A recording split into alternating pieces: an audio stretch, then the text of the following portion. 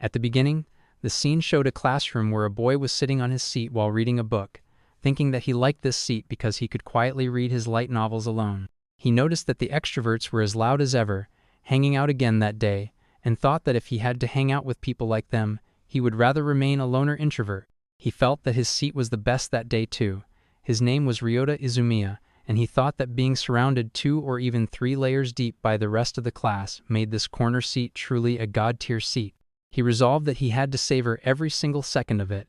Suddenly, someone called out for everyone's attention, saying they were doing seat changes that day.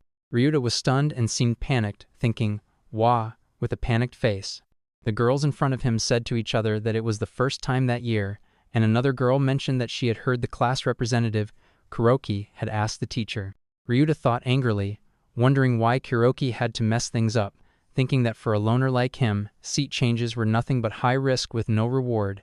With an angry face, a girl announced that she had posted the new seating chart and told everyone to go take a look.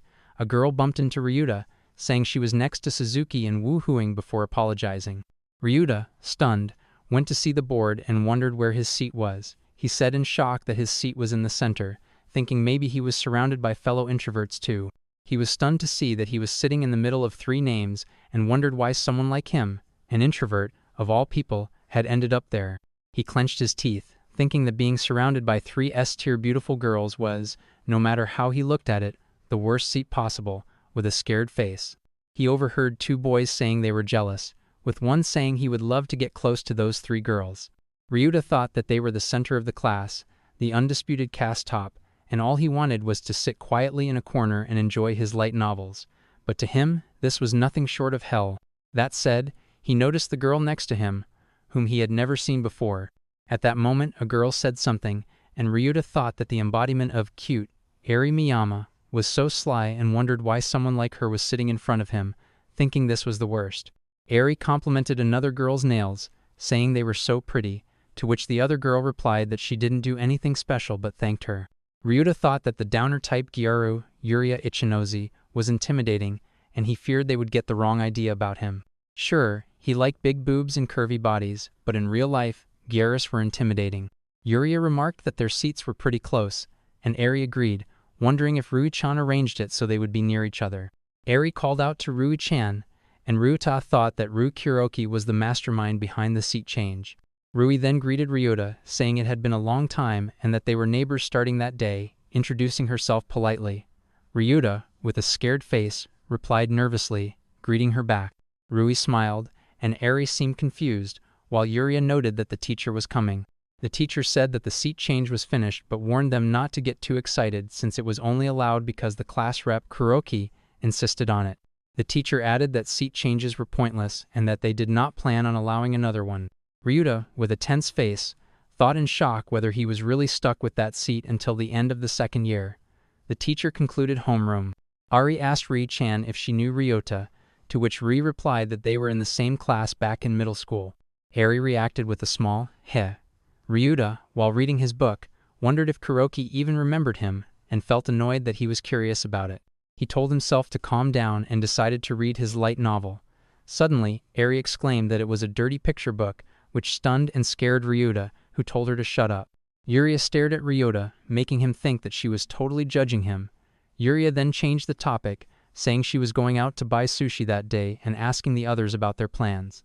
Ryouta thought, with a smile, that it was a girl talk and felt thankful that the teasing was over. Rui mentioned she was free, since track and field had the day off, and asked Airi about her plans. Airi, with a tense face, apologized, saying she would pass that day because her boyfriend wanted to go to Starbucks after school. Yuria accepted it, saying it couldn't be helped, and Airi apologized again. Ryouta thought how enviable it was, realizing that a bottom feeder like him had nothing to do with that. Later, Ryouta was seen walking on the streets, thinking about what a day it had been and how the jealous stares from other guys were painful.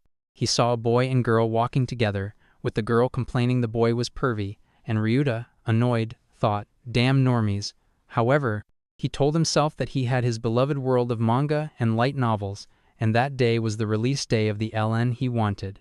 At the bookstore, he saw that his novel was out of stock. The staff apologized, saying it was currently out of stock. Ryouta, in a soulless state, replied that he understood, thinking it was to be expected since it was his favorite web novel, Oppai Sway, or Boob Sucker, and that it couldn't be helped as it was a hot title.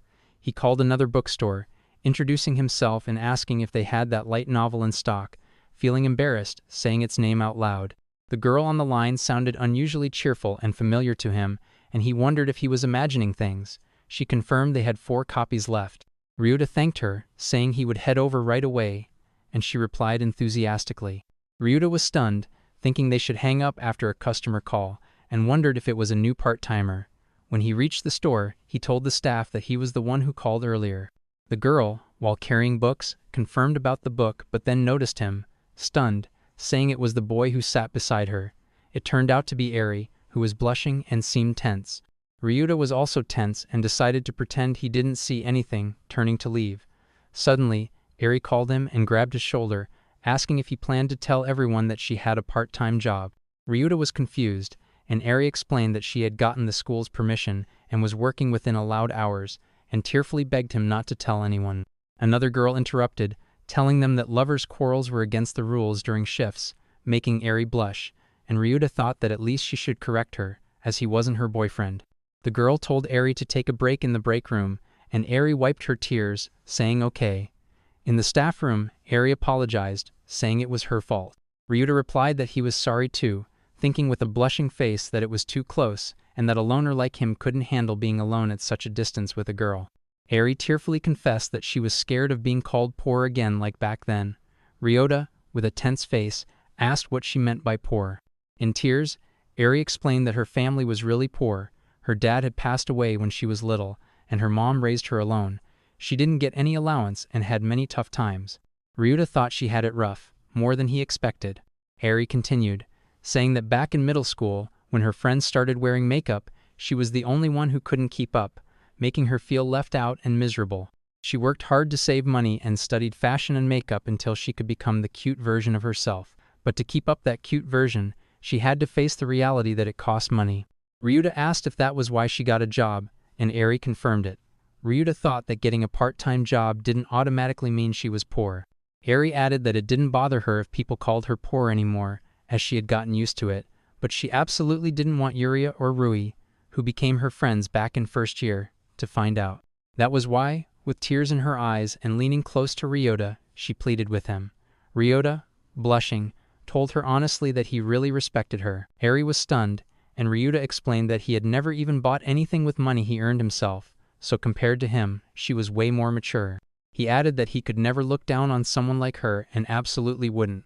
Ryouta thought to himself what the heck he was saying and turned to see Airi smiling with a blush while wiping her tears, saying that he was actually pretty sweet. She giggled softly while smiling, and Ryouta, blushing, asked what she meant. Airi got up, saying she should get back to work. Ryouta asked in surprise, and Airi reminded him that he came there to buy that boob, whatever book. Ryouta was later shown kneeling, thinking he should have been able to buy it, but his oppai sway was gone. Suddenly, Airi came close to his ear, asking if he found the book he was looking for. Ryouta, shocked and blushing, replied that it was sold out. Airi laughed, and Ryouta smiled while thinking that was why he couldn't deal with extroverts. Airi then slid a book to him, and Ryouta, stunned, saw that it was oppai sway. Airi asked if he wanted it, saying that when he called, she set a copy aside for him, while smiling. Ryouta was stunned and blushing, thinking that Airi was seriously an angel. Airi then asked what her thank you was for reserving it, making Ryouta bow and thank her very much. Airi repeated her question, and Ryouta was stunned, asking, "Huh?" Airi explained that she set it aside out of a customer service spirit, so in return, he should treat her to something, as that was the deal. Ryouta, shocked, listened as Airi said that now that he had seen her true nature, she might as well say that she was a pretty straightforward girl. She wrapped her hand around his arm, telling him to treat her to something at the cafeteria the next day. Ryouta, blushing, thought that she was definitely not an angel but a little devil. Airi then asked his name, and he told her it was Izumiya Ryouta. Airi replied, calling him Ryouta, and said she would be looking forward to lunch break the next day, smiling and blushing. Ryouta was stunned and blushed as Airi smiled slyly. Someone called Airi to the register, and she replied that she was coming, leaving while saying, "See ya." Ryouta, with a tense face, thought in shock that having lunch with Airi Miyama, one of the queens of the school caste hierarchy, was totally insane no matter how he looked at it. Ryouta Izumiya was sitting at his desk in the classroom, thinking that after the seat change, he ended up surrounded by beautiful girls, which sucked for him. Somebody from behind said they were jealous of Izumiya's seat, wondering why that otaku got such a spot when he was only into 2D stuff. With a tense face, Ryouta told himself to just focus on his light novel. Then he noticed legs in front of his desk and thought, Looking up, he saw Yuria Ichinose staring at him. He wondered in shock why the gloomy gal Ichinose Yuria was looking at him. Then she said she remembered something. With a scared expression, Ryouta wondered what that was supposed to mean, and replied with a confused, "Huh?" Yuria then greeted Eri with a, "Morning," and Eri replied back. Eri looked at Ryouta and winked, causing him to blush and think that it made them look like they were secretly dating. Yuria asked Eri why she winked, and Eri said it was for no reason. Ryouta, shaking, put his head down on his desk, wondering what that wink actually meant. Later, Eri suggested they eat, and Ryouta replied, "Thanks for the food." Eri said it was tasty while eating, and thanked him for treating her, apologizing for picking something kind of expensive. Ryouta said it was fine, as it was to thank her for yesterday. Eri then asked if he noticed people staring at them. The classmates were whispering among themselves, jealous that the two of them were eating together. Ryouta thought he couldn't blame them. While eating, Eri asked Ryouta if he was talking with Yuria that morning, mentioning that it was rare to see Yuria talking with a guy. Ryouta replied that Yuria had said, "I remembered it." Eri asked what she meant by that, but Ryouta said that's what he wanted to know too, feeling like it was a pretty high bar for him to ask. Eri suggested that she could ask Yuria for him, but Ryouta declined, saying it wouldn't be fun that way. With a smile, Eri offered to tell him Yuria's secret hangout so he could ask her directly, calling it Operation Get Close to Yuria. Ryouta was stunned and asked what she meant, but Eri told him she thought Yuria wanted to be friends, and since their seats were close together, they should all try to get along. Blushing, Ryouta suggested that maybe Eri should act as the mediator instead, but Eri refused, saying it would be boring that way. Ryouta thought to himself that she was a little devil. Later, Ryouta was standing in front of a building, thinking that this was Ichinose's secret spot. He guessed if she was a gal, maybe it would be the photo booth area. Tilting his head, he noted she wasn't there, but then he heard some clacking sounds. Turning around with a tense face, he saw a girl at the arcade claw machine, thinking about her nails as she pressed buttons. The girl was saying, "Milk tan," and Ryouta noticed her chest and her thighs and realized it was Ichinose Yuria. She was frustrated that it wasn't going well, and Ryouta thought she was really struggling with it. With a tense face, he wondered if a gal like her was going after an erotic bishoujo anime figure for resale. Blushing, he thought, "No way, resale." Suddenly, Yuria turned around, and both of them said, "Ah," in surprise. Blushing, Yuria accused him of trying to get dirt on her and expose her for going after a figure, asking if he planned to ruin her. Ryouta frantically denied it, saying he actually came there to win that figure himself. She was surprised and asked if he was really trying to win it too, covering her mouth with her hand. Ryouta asked why she was trying to get that figure and whether she was planning to give it to someone. Blushing, she stayed silent, so Ryouta asked if she was planning to resell it. Angrily, she grabbed his collar and told him not to lump her in with sleazebags, shouting that she was trying to win it herself so she wouldn't have to buy it from resellers. Ryouta thought, crap, realizing that resale might have been a trigger word for her. Yuria, frustrated, asked if he was even listening. Ryouta dropped a coin into the machine and told her to let go of his hands so he could focus. Blushing, she asked what he was doing. He told her he had trained solely to win bishoujo figures, thinking claw machines were meant to be won with a gentle touch. Dropping another coin, he declared that with this, he won the figure. Yuria blushed, calling him amazing and seriously praising him. Smiling, Ryouta handed her the figure, and Yuria was surprised, asking if he was sure since he was the one who won it. Ryouta said he was only able to win it because she had worked so hard on the machine and that it belonged to her. She was stunned and asked if he wasn't going to make fun of her for being a high school girl into erotic anime, saying no matter how you looked at it, it was weird. Ryouta admitted he was surprised she liked an erotic anime where breast milk shoots out, making her flinch, but he continued saying he didn't think there was anything wrong with proudly loving what you love. He explained he didn't even use a cover for his light novels anymore because he wasn't ashamed of what he loved, saying that's what it meant to be an otaku. He added that while there was nothing wrong with hiding your hobbies, if you love something, you shouldn't put it down yourself. Yuria was stunned by his words. Ryouta thought to himself, what the hell am I saying? I'm bottom of the barrel. He then suggested they both forget everything that happened that day, but Yuria refused, saying she didn't want to because she was an otaku too. Ryouta was shocked and asked if she was really an otaku. Yuria explained she wasn't trying to hide it, but it was hard to be open about it in front of Airi and Rui.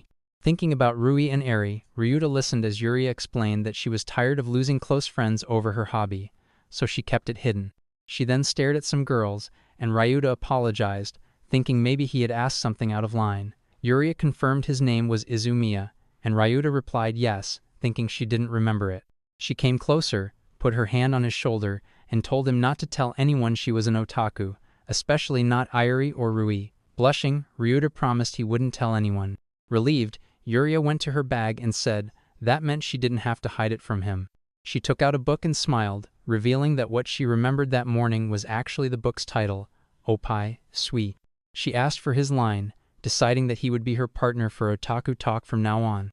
Ryouta protested that it was too sudden, but Yuria threatened that if he didn't go along with her, she would tell everyone he had been eyeing her thighs lewdly, exposing him to everyone. Blushing, Ryouta thought, she knows. Yuria laughed and said that from now on, that would be their relationship, smiling and blushing as Ryouta blushed in defeat. While walking out together, Yuria asked if Oppai Sui ran on the web too, since its follower count was insane. Ryouta confirmed it, thinking he ended up forming a slightly different relationship with Ichinose compared to Miyama, noting that she was one of the top-ranking gyarus in their class. That night at his house, Ryouta lay on his bed thinking about how surprising it was that Ichinose was an otaku. His phone beeped, and it was a message from Airi asking if he had asked Yuria about that morning. Ryouta thought he should cover up Ichinose's secret and replied vaguely. Airi messaged back, saying it was probably nothing big and to forget it, then added that since she told him about Yuria, she kind of wanted to drink the new frappe from Staba as thanks. Ryouta was shocked, thinking she got a taste with the katsu curry, and replied that if it was next week, it was okay. Then his phone beeped again with a message from Ichinose thanking him for today, and suggesting they watch a movie next time as thanks for the figure. Ryouta, scared, said there was no way he could go to that. Blushing, he thought about how he had a new frappe with Miyama and a movie with Ichinose, just the two of them, and how something like that happening in his gloomy life was unbelievable. He lay down thinking this was what they called a ryaju. Ryouta concluded that it was all thanks to the seat change arranged by Kuroki Ruri, wondering if it was deliberate or just a coincidence. If it was intentional, he questioned why someone like him, a gloomy nobody, got placed in such a prime seat, thinking back to how they went to the same middle school but never even talked. He thought there was no way someone like her would even notice a speck like him. Meanwhile, at Rui's house, she was looking at a photo of Ryouta with a smile saying, hee hee. Ryo was yawning in class, feeling sleepy. He thought he had stayed up pretty late last night, chatting with Ichinose on Lime. As he dropped his umbrella in the stand, he thought about how she totally changed when it came to otaku talk. Suddenly, he heard someone say, ah, and turned his head to see Rui, who greeted him brightly, saying good morning and commenting that it was raining today.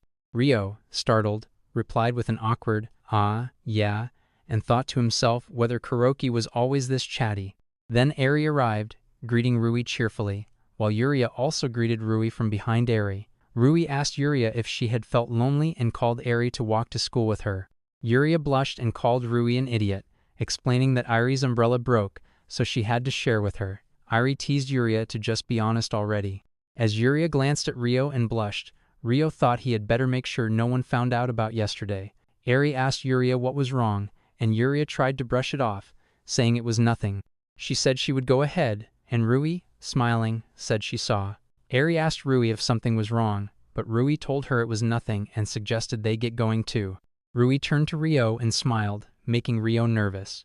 Later, Ryo sat at his seat with his head down, thinking in panic about Rui's smile that morning. He wondered if she had figured out what was going on between him and the two girls. He recalled Rui was a certified genius who dominated academics and sports, and that only Airi and Yuria could talk to her as equals. He feared that if she found out he knew her friend's secrets, she would interrogate him to protect them. He panicked, thinking she might have been probing him for info, and said to himself that he didn't get it. His phone beeped with a message from Airi, asking him to have lunch in the empty classroom on the third floor since Yuria and Rui were busy and she was alone. He responded with, Later in class 3 to 8, Airi called out to Ryo, asking what he and Rui had been talking about that morning. Ryo replied bluntly, asking if she thought he would just run his mouth about their secret.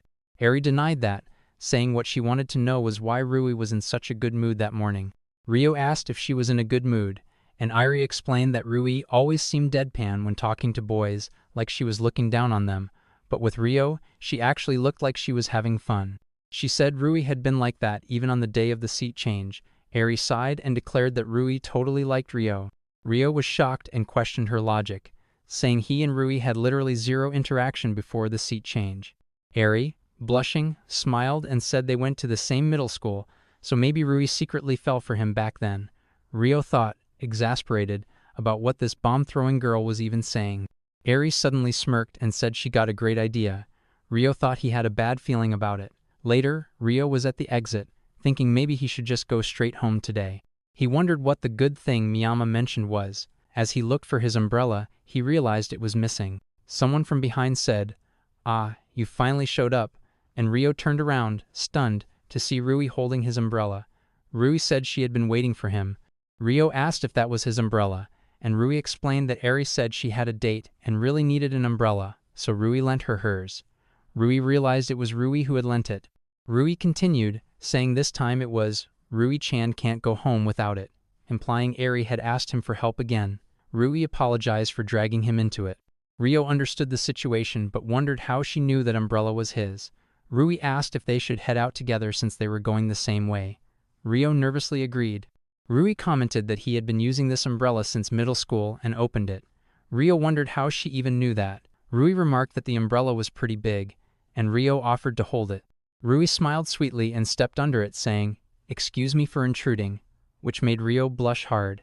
Rui suddenly asked if he had a girlfriend recently.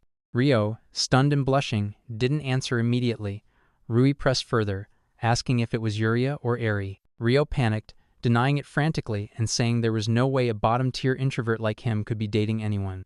Rui analyzed his reaction sharply, noting his obvious panic, sudden fast talking, and shaking hands, and concluded confidently that he was lying. Ryo thought she was like a detective with her sharp deduction skills. Rui asked him why he had lunch with Airi in the cafeteria yesterday and why he was lying to her. She pressed him to explain how they got close. Ryo, with a panicked face, said he was just thanking Miyama because he ran into her at a store the other day and she let him have something he really wanted. Rui asked again if he was sure there was nothing between him and Airi, and Ryo assured her there wasn't. Rui stared at him, then smiled and blushed slightly, saying she was relieved. Ryo looked tense, wondering where this was coming from all of a sudden as Rui explained that she was always a perfectionist in academics and sports and couldn't relax unless she met everyone's expectations perfectly. She said she was glad he didn't become Aries and felt relieved. Ryo, stunned, asked what that was supposed to mean. Rui, standing close to him, said that back in middle school, he was the only boy who never confessed to her. Ryo, surprised, asked if he was really the only one, and what about guys who already had girlfriends. Rui replied that they only chose someone else because she turned them down, comparing them to people settling for cheap cuts when they really wanted Chateaubriand. She said love was cruel, but Ryo didn't even look at the meat at all, which set him apart from all the other predators. Rui asked him if he actually liked her too but was just too embarrassed to confess. As she moved her face close to his, Ryo blushed and said he didn't feel that way. Rui pressed her breasts against his chest, asking him to say he liked her. Ryo, caught off guard, tapped his back against the wall and tried to leave, but Rui told him they were going to play a game. She wouldn't move from that spot until he confessed. Ryo shouted that it was ridiculous and tried to leave, but Rui teased that leaving a girl alone in the downpour was cruel. With her face close to his, Ryo blushed and thought that even if it was Kuroki, being forced to confess like this felt wrong. He told her to stop messing with him, saying she wouldn't be happy hearing a confession forced out of him. Rui grabbed his fingers and said, while blushing, what if she told him she would be happy? Ryo blushed and asked, "Huh?" Rui, holding his hand, said she meant it, and ever since that day, she had always, suddenly, Yuria appeared behind Rui, scolding her for flirting and telling her to pick someone else. Yuria asked why Rui was walking home with Ryo, reminding her that Airi borrowed Rui's umbrella, so Rui and she agreed to go home together instead. Yuria said she told Rui to wait while she finished up committee work, so why was Rui under Izumiya's umbrella? Ryo thought it was weird since what Kuroki said earlier didn't match this. Rui stared at Ryo, and Yuria told her to come along. Rui agreed, and they left together.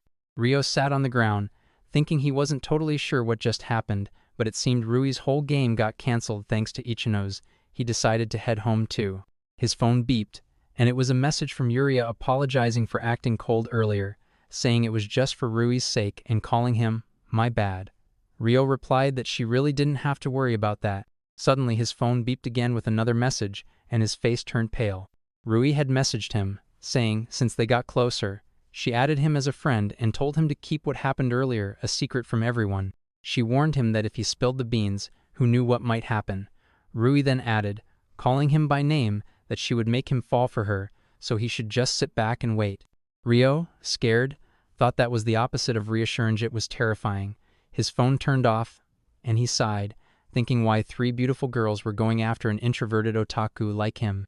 He realized that just like that, he found himself unwillingly holding onto the secrets of 3 of his class's most popular girls, and his peaceful life was undoubtedly completely doomed all because of a single seat change.